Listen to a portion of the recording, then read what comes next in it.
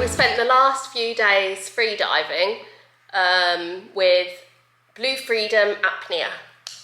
And it's actually been amazing. Not something I thought I'd do or could do. It does sound pretty crazy when you think about it. And so we were supposed to sort of do 3 days, but we're on the end of the 3rd day, and so I've got a little bit more to do to complete the full course. And so you learn how to basically just hold your breath for longer than you think you can. And so it's more spiritual and philosophical, and I would suggest, if you're into like meditation and mindfulness and yoga, that's probably it might be like a sport for you, maybe a bit different than scuba diving, which is a little bit like sightseeing.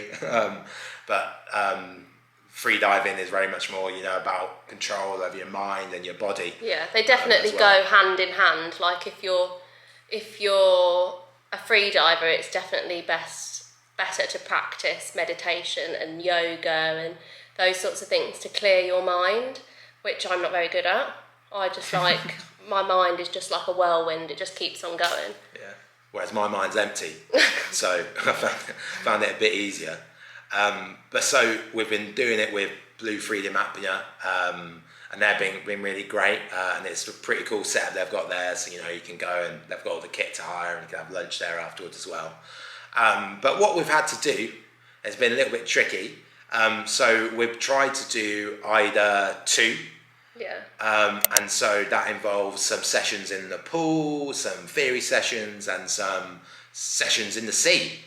Do you want to run through what we've tried to do to pass? So one of the first steps that we had to pass was that we had to hold our breath in the pool for 2 minutes or longer. Statically. So just like on a float and just not holding your breath for 2 minutes.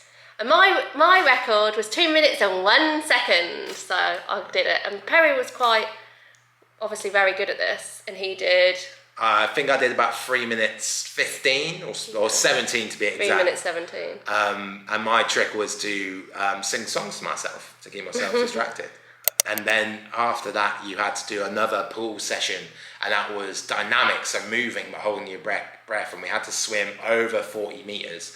We all managed to do it, the 3 of us in the group. Yeah. I think we did like 45 meters swimming in the water without breathing.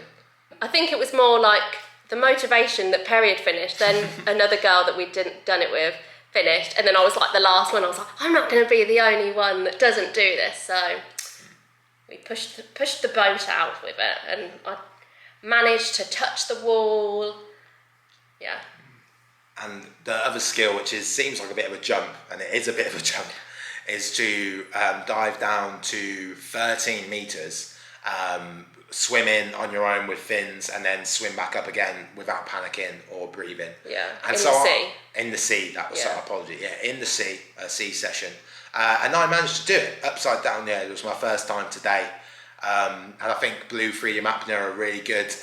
They've got like a 45-degree line, which I don't think other training schools have most of. I think that's like their big selling points, a big shout out. So that really helps you going from, building yourself up, going in the pool, sort of head first. Head up. Then 45 degrees, then all the way down. Head down, so that was really useful. Yeah, I'm having a lot of problems equalising, and my ear's been hurting.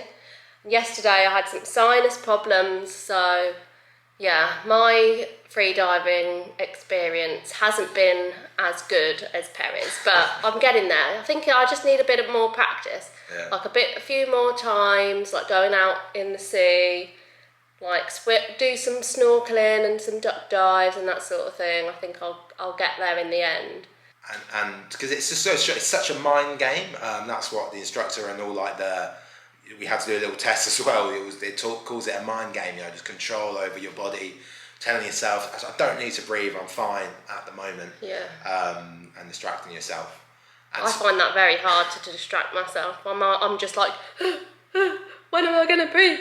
When am I going to breathe? So that's what, maybe I should do some meditation. Yeah, but I like the challenge of trying to touch the bottom of the sea. So that keeps me focused. And the next 2 things, hopefully I'm going to finish off tomorrow, sort of the safety part of things. So it's called safety diving, when you're sort of shadowing someone else who's diving. And I did a little bit of that today. But the other big thing, which sounds quite difficult, is to save someone from 5 to 10 meters deep. So to pick them up and bring them to the surface, obviously, you know, it will just be one of the instructors pretending. But that sounds quite tricky, so that's what I'm going to try and finish off tomorrow.